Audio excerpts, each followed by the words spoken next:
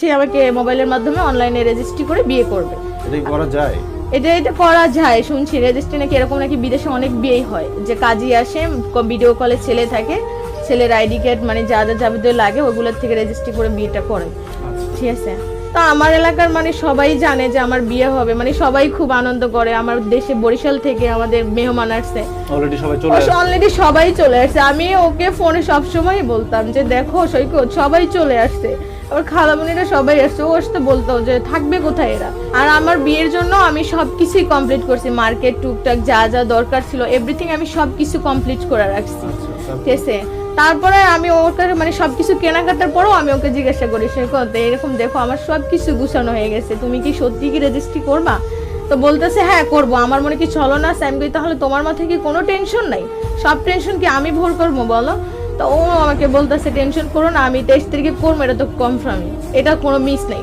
তো আমি একদিন রাত্রে ওর আমার সাথে অনেক ঝগড়া লাগে, তখন আমি ভাবলাম যে 14 তারিখে এই মাসের 14 তারিখে আমি হ্যাঁ জুনের 14 তারিখে আমি বলি কি তোমার এনআইডি কার্ডটা লাগবে, কারণ যেহেতু আমরা রেজিস্ট্রি করে বিয়ে করবো তখন এনআইডি কার্ডটা প্রয়োজন।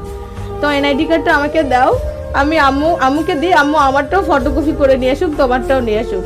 তো ও এনআইডি কার্ডটা বলছে যে আমি দিব, বিকালে দিব। তা আমি বলতেছি এনআইডি কার্ড দিতে তো বিকালে লাগে না, তো ও বলতেছে বাড়িতে আছে।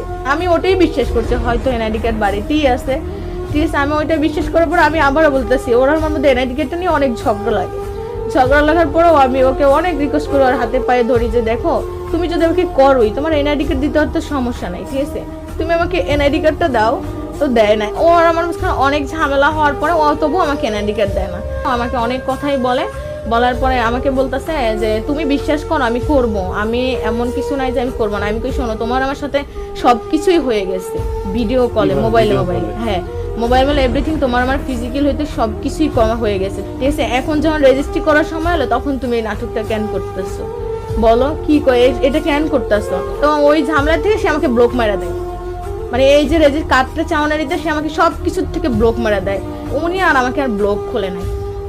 উনি তো আমার সাথে প্রতারণা করছে, কারণ উনি তো আমাকে বিয়ে করবে না, আমাকে স্বপ্ন দেখাইছে, বিয়ের মাঠকে করাইছে, এভরিথিং সবকিছু আয়োজন করাইছে, সবকিছু আয়োজন করাইতে লাস্ট দিকে সে আমাকে ব্লক মারা দেয়।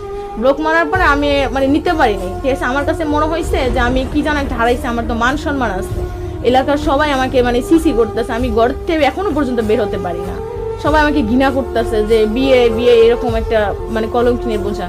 তো আমি এটা নিতে পারিনি দেখে সবকিছু থেকে ব্লক মারার পরে তার একটা ফ্রেন্ড ছিল রাকিব, ওনার সাথে আমার সাথে গ্রুপে কথা বলাইছিল, ওনাকে আমি কল দেওয়ার পরে ওনার কাছ থেকে ওনার বাড়ির অ্যাড্রেস নিয়ে আমি তার বাড়িতে চলে যাই। তারপর বাড়িতে চলে যাওয়ার পরে মানে ওর ফ্যামিলি মেম্বারই ছিল, চাইলে ফ্যামিলি মেম্বার সবকিছু বলতে পারতো, ওনারা এটা বলে না, ওনারা আমাকে নিয়ে ঝগড়াঝাটি মানে মারবো, এটা করবে, লাঠি নিয়ে আসে, এটা করে। ঠিক আছে, হ্যাঁ আমি একাই চলে গেছিলাম।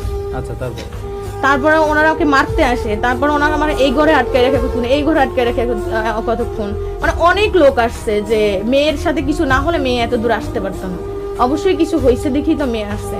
তা আমি যে প্রথম আটকে রেখে এই ঘরে আটকে রেখে, তো আমি বলতেছি আল্লাহ কোন ইতে পড়লাম, তুমি আমাকে বাঁচাও। তখন আমাকে মানে রাত 8টা পর্যন্ত তাদের বাড়িতে ছিলাম, আমি একদম বিকেল 5টা বাজে যেয়ে পৌঁছেছি 8টা পর্যন্ত। তারপর এর বড় যে সিনিয়র যে কেউ ভাই ব্রাদার আছে তারা এসে আমাকে জোর জবত করতেছে, তোমার কি কাবিন আছে? তোমার তো কাবিন নেই, কেন আসছো? তো আমি বলতেছি দেখে না কাবিন নেই, এটা তো আমি মানি, কারণ সে আমাকে আশা দিছে, আমার ফ্যামিলি সবকিছু বানসরবান ধুলোয় বিষয় দিছে। আমি এখানে আসার কারণ আমার একটাই, সে এত কিছুই যখন করছে তাহলে ডেট কেন ফিক্স করলো? বিয়ে যদি নাই করে তাহলে আমাকে ডেট দিছে কেন? আমাকে কেন বলছে সবাইকে জানাইতে আমি আছি? সে এটা কেন কিসের জন্য এটা আমার সাথে করলো? সে উল্টা আমাকে বলতেছে, এখন সে আমাকে মানে বাড়ির সবার সামনে ফোন দিয়ে বলতেছে মেয়ে খারাপ। আমার কথা হচ্ছে আমি খারাপ, ঠিক আছে মানলাম আমি খারাপ, তুমি তো সবটা জানতে, তুমি জেনেও কেন আমার লাইফে আসছো? আমাকে বিয়ের সবকিছু করাইয়া তারপর তুমি আমাকে ছেড়ে দিছো, আমি খারাপ, তুমি আমার সাথে মিশছো কেন? না মিশে থাকতে বলো না, তুমি তো ভালো, তুমি ভালোর পরিচয় দিতা। ওই পর্যায় থেকে মানে তারপরে ওনারা আমাকে অনেক ইতি করার পরে আমাকে বলতেছে তুমি চলে যাও। আমি বলতেছি আমি এখানে থাকতে আসিনি, আমি চলে যেতে হবে।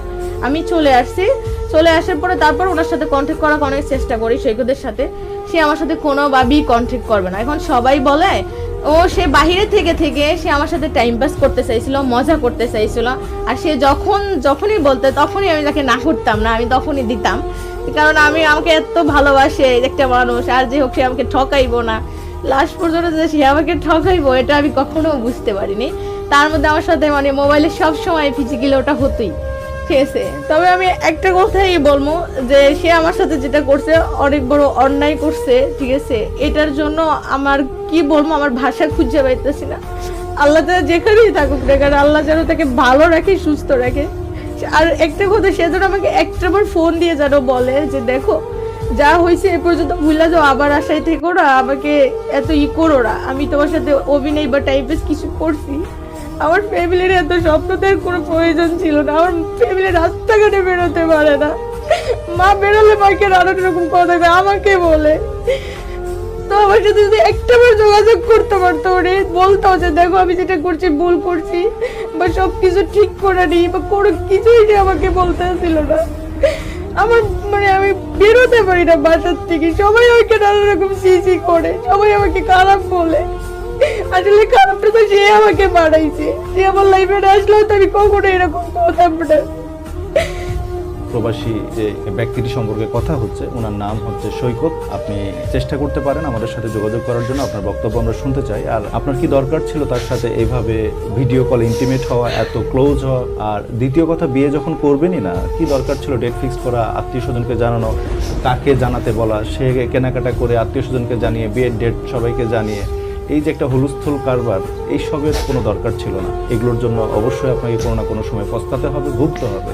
আর আপনাকেও বলছি, আপনার খামখেয়ালিভাবে এই অনলাইনের মাধ্যমে কারোর সাথে সম্পর্কে জড়িয়ে যাওয়া, এত ক্লোজ হওয়া, এটা আপনার একান্তই বড় ভুল ছিল, এটা পাপ ছিল। এই পাপ থেকে আপনি বের হয়ে আসার চেষ্টা করেন, নিজেকে সামলান এবং ভবিষ্যতের দিকে তাকান, এবং ফার্দার এই ভুল যেন ভবিষ্যতে না হয় আপনার দ্বারা, সেই চেষ্টাটা অব্যাহত রাখেন। এবং অবশ্যই বাবা মার কাছ থেকে ক্ষমা চাইবেন। তাদের সিদ্ধান্ত না নিয়ে ভবিষ্যতে এমন কোনো পাপ ফেলবেন না যার কারণে আবার আপনাকে এমনভাবে ভুগতে হয়। আজ এই পর্যন্ত, আপনার জন্য দোয়া এবং শুভকামনা রইল। ভালো।